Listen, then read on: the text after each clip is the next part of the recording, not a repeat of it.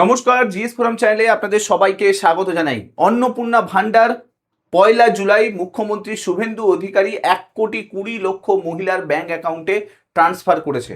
কিন্তু বহু মহিলা যারা আবেদন করেছিল এবং সঠিকভাবে আবেদন করেছে এবং সবকিছু ক্রাইটেরিয়া পূরণ করে রয়েছে, তার সত্ত্বেও অন্নপূর্ণা ভান্ডারের যে টাকা, সেই টাকা কিন্তু তাদের ব্যাংক অ্যাকাউন্টে ঢোকেনি। এবং তার সঙ্গে সঙ্গে যাদের নাম এসআইআর লিস্টে ছিল তাদেরও নাকি বেশিরভাগ অংশের ব্যাংক অ্যাকাউন্টে কোনো অন্নপূর্ণা ভান্ডারের টাকা ঢোকেনি। আর এটা নিয়ে হাইকোর্টে একটা জনস্বার্থ মামলা করা হলো এবং এই জনস্বার্থের মামলাতে হাইকোর্ট একটি বড় নির্দেশ দিয়েছে। এখানে আপনারা নিউজও দেখতে পাচ্ছেন যে মিলছে না রেশন এবং অন্নপূর্ণা ভান্ডারের সুবিধে, হাইকোর্টে জনস্বার্থ মামলা দায়ের। এবং এই যে হাইকোর্টে জনস্বার্থ মামলা করা হলো, এতে সব থেকে বড় জিনিস যেটা তুলে ধরা হয়েছে সেটা হলো যে রেশন এবং খাদ্য নিরাপত্তা এবং তার সঙ্গে সঙ্গে সরকারি সুযোগ সুবিধা, এটা মানুষের পাওয়ার অধিকার। আর সেই অধিকারটা কোনোভাবে ভঙ্গ হচ্ছে, সেই অধিকারটাকে অধিকার থেকে বঞ্চিত হচ্ছে সাধারণ মানুষ। হাইকোর্টে যে বিষয়টা তুলে ধরা হয়েছে সেটা হলো যাদের নাম এসআইআর লিস্টে রয়েছে এবং তার সঙ্গে সঙ্গে যাদের সব কিছু ক্রাইটেরিয়া, যে অন্নপূর্ণা ভান্ডার পাওয়ার জন্য যে ক্রাইটেরিয়াগুলো দরকার সেই ক্রাইটেরিয়া পূরণ আছে, তার সত্ত্বেও অনেকের ব্যাংক অ্যাকাউন্টে কোনো টাকা ঢুকেনি। অথচ যাদের সম্পত্তি রয়েছে, যাদের বড় পাকা বাড়ি রয়েছে, তাদেরও কিন্তু অনেকের ব্যাংক অ্যাকাউন্টে টাকা ঢুকেছে। অর্থাৎ গরিব মানুষের অ্যাকাউন্টে এখনো পর্যন্ত অনেকেরই কিন্তু টাকা ঢোকেনি। আর এটা নিয়েই কিন্তু হাইকোর্টে এই জনস্বার্থ মামলা দায়ের করা হয়েছে। অভিযোগ দায়ের করেছে পশ্চিমবঙ্গ ক্ষেত মজদুর সমিতি, তারা কিন্তু এই জনস্বার্থ মামলা দায়ের করেছে এবং সেখানে রেশন কার্ডের ব্যাপারটাও তুলে ধরা হয়েছে। হাইকোর্টের গুরুত্বপূর্ণ নির্দেশ দিয়েছে। হাইকোর্ট বলেছে যে এসআইআর তালিকা থেকে যাদেরই নাম বাদ পড়েছে, তারা এই মুহূর্তে কোন পজিশনে রয়েছে, তাদেরকে কেন অন্নপূর্ণা ভান্ডার দেওয়া হচ্ছে না, কেন রেশন কার্ড দেওয়া হচ্ছে না, সেই বিষয়ে রাজ্য সরকার সঠিক রিপোর্ট পাবলিশ করুক এবং 21 জুলাইয়ের মধ্যে সেই রিপোর্ট হাইকোর্টে যাওয়ার জন্য বলে দেওয়া হয়েছে। অর্থাৎ হাইকোর্টে 21 জুলাইয়ের মধ্যে রাজ্য সরকারকে রিপোর্ট জমা দেওয়ার কথা বলা হয়েছে। এবং কলকাতা হাইকোর্টের বিচারপতি পার্থসারথী চট্টোপাধ্যায় এবং বিচারপতি তপব্রত চক্রবর্তীর ডিভিশন বেঞ্চ রায় দিয়েছে যে এই যে জনস্বার্থ মামলা দায়ের করা হয়েছে, এই জনস্বার্থ মামলা রাজ্য সরকারের বিরুদ্ধে মামলাটা করা হয়েছে এবং সেই মামলার সঠিক রিপোর্ট যাতে রাজ্য সরকার হাইকোর্টে জমা করে। রাজ্য সরকারের অ্যাডভোকেট জেনারেল সুরজিৎ নাথ মিত্র, তিনি কিন্তু গুরুত্বপূর্ণ বক্তব্য একটি তুলে ধরেন। তিনি বললেন যে এই মামলার কপি ইতিমধ্যেই তাদের কাছে এসে পৌঁছেছে, তারা এই বিষয়টাকে খুঁটিয়ে দেখছেন, অভিযোগের সত্যতা যাচাই করা হচ্ছে এবং এই বিষয়ে তদন্তও করা হচ্ছে যে কাদের নাম এসআইআর তালিকা থেকে বাদ পড়েছে এবং তাদের মধ্যে কারা কারা রেশন কার্ড পাচ্ছে, কারা কারা অন্নপূর্ণা ভান্ডার পাচ্ছে, সেই বিষয়টা খতিয়ে দেখা হচ্ছে। যদিও রাজ্য সরকারের তরফ থেকে বলা হয়েছে যে যারাই এসআইআর লিস্টে যাদের নাম বাদ গেছে, তারা যদি ট্রাইব্যুনালে অ্যাপ্লাই করে থাকে তাহলে সেক্ষেত্রে কারোরই সমস্যা হচ্ছে না, সবাই রেশন পাচ্ছে এবং তার সঙ্গে সঙ্গে অন্নপূর্ণা ভান্ডারের অ্যাকাউন্টের যে টাকা 3,000 টাকা সেটাও কিন্তু দেওয়া হচ্ছে। কিন্তু অভিযোগ আসছে যে বহু মানুষ এরকম রয়েছেন, বহু মহিলা এরকম রয়েছেন যারা অভিযোগ করছেন যে তাদের ব্যাংক অ্যাকাউন্টে কোনো টাকা ঢুকছে না, অথচ তারা ট্রাইব্যুনালে অ্যাপ্লাই করে রেখেছেন এবং সমস্ত তথ্য অন্নপূর্ণা ভান্ডারের সঙ্গে জমা করেছেন। থেকে গুরুত্বপূর্ণ যে বিষয়টা উঠে আসছে সেটা হলো যে এই যে অভিযোগ করা হচ্ছে, অভিযোগ হচ্ছে যে যাদের পাকা বাড়ি আছে, অন্নপূর্ণা ভান্ডারে একটা শর্ত ছিল 3টের বেশি পাকা বাড়ি থাকলে অন্নপূর্ণা ভান্ডার পাবে না।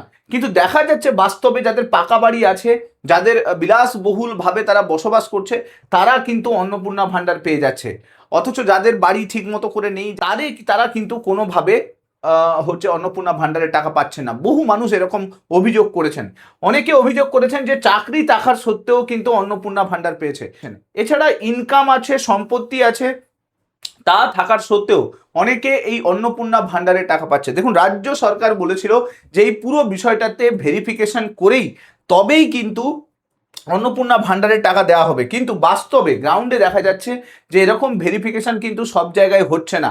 গ্রাউন্ড ভেরিফিকেশন যেটা দরকার ছিল ব্লক অফিস থেকে গ্রাউন্ড ভেরিফিকেশন, সেই ভেরিফিকেশন কিন্তু সঠিকভাবে হচ্ছে না। অনেকে বলছে যে ভেরিফিকেশন না হওয়ার কারণে যারা পাওয়ার ছিল তারা পাচ্ছে না। অনেক ব্লক অফিসে এরকম রয়েছে, বলা হয়েছিল যে গ্রাউন্ড ভেরিফিকেশন হবে, কিন্তু সেক্ষেত্রে না ফোন কলে ভেরিফিকেশন হচ্ছে, না গ্রাউন্ডে গিয়ে কেউ ভেরিফিকেশন করছে। অনেকে তাই চিন্তায় আছে যে যেহেতু তাদের অন্নপূর্ণা ভান্ডারের ফর্ম সঠিকভাবে ভেরিফিকেশন হয়নি, তাই জন্যই হয়তো তারা এইবারের যে অন্নপূর্ণা ভান্ডারে যে টাকা ঢুকলো সেটা কিন্তু পায়নি। দ্বিতীয় যেটা বিষয় উঠে আসছে সেটা হলো কোনো পোর্টাল ঠিকভাবে কাজ করছে না।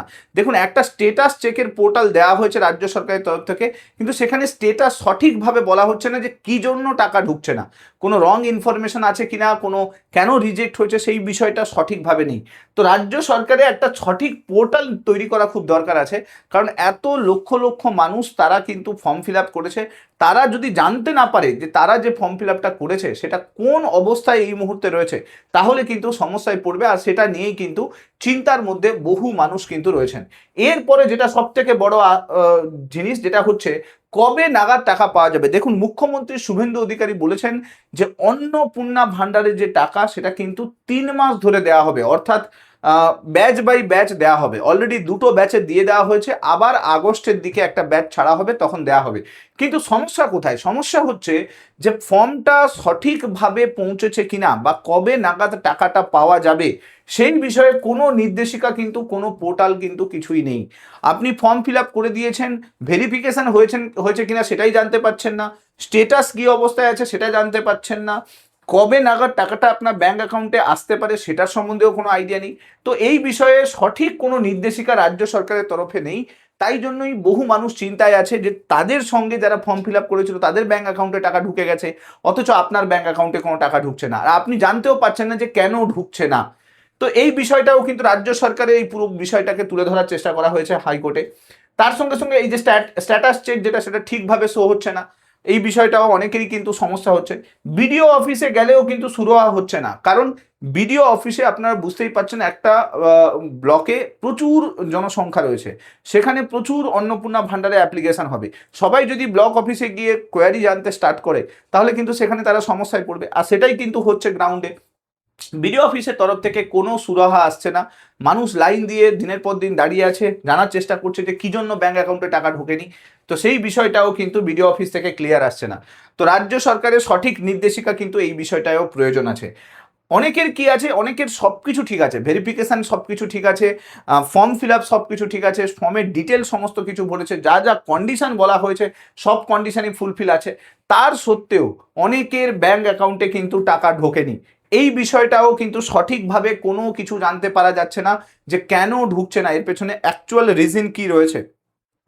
এরকম একটা ছোট্ট যদি পোর্টাল থাকতো যেখানে বোঝা যেত যে ফর্ম ফিল আপের পরে কি ইস্যু আছে, সেটা যদি না বোঝা যায় তাহলে তো সাধারণ মানুষ চিন্তায় থাকবে। তাই লক্ষ লক্ষ মানুষ কিন্তু এখন এই অন্নপূর্ণা ভান্ডার নিয়ে রীতিমতো চিন্তায় আছে। দেখুন, মানুষ যেটা দাবি করছে সেটা হচ্ছে সঠিক ভেরিফিকেশন হোক, দুর্নীতি করে যেন কেউ টাকাটা না পায়।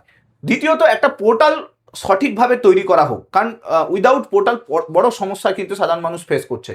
নিয়মিত আপডেট এবং স্বচ্ছ তথ্য জানানো হোক, যে কতজনকে দেওয়া হয়েছে, কতজনের বাকি আছে, কারা কারা পেন্ডিং লিস্টে আছে, সেই লিস্ট দেওয়া হোক।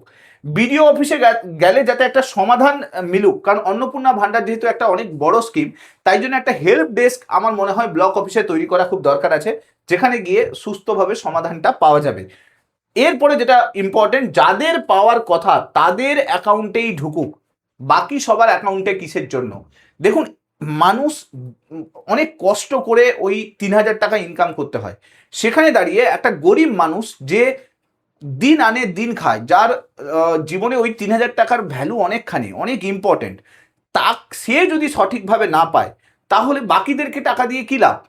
সরকারের উচিত যাদের প্রয়োজন, যাদের কাছে এই টাকার সঠিক ব্যবহার হবে, যাদের এই টাকার যথেষ্ট গুরুত্বপূর্ণ তার লাইফে রয়েছে, তাদের কাজ পর্যন্ত এই অন্নপূর্ণা ভান্ডারে টাকা পৌঁছে দেওয়া, এটা আমার মনে হয় সরকারের প্রধান কর্তব্য হওয়া উচিত। তাই এই যে ভেরিফিকেশনের কথা হচ্ছিল, এই ভেরিফিকেশনটা যাতে সঠিকভাবে হয়, তা না হলে আপনারা দেখবেন কিছুদিন পরে আবার এই ঘটনাটা আসবে যে অন্নপূর্ণা ভান্ডারের টাকাও কিন্তু নারায়ণের কাছে পৌঁছচ্ছে। মানে দ্যাট মিনস আমি বলতে চাইছি যে ছেলের অ্যাকাউন্টেও কিন্তু অন্নপূর্ণা ভান্ডারের টাকা আসছে, কারণ ভেরিফিকেশন না হলে এই সমস্যাটা হবেই।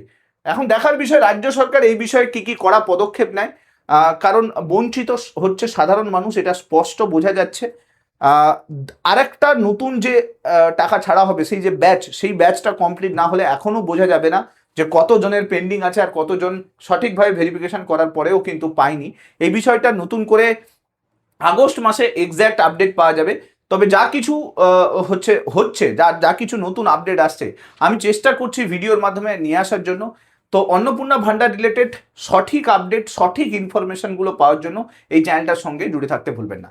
ভিডিওটা ভালো লাগলে লাইক করে দেবেন, চ্যানেলটাতে নতুন হয়ে থাকলে সাবস্ক্রাইব করে দেবেন, এবং অবশ্যই এই ভিডিওটাকে কিন্তু শেয়ার করতে ভুলবেন না, যাতে সাধারণ মানুষ থেকে শুরু করে রাজ্য সরকারের সমস্ত কর্তৃপক্ষের কাছে এই ভিডিওটা পৌঁছে যায়।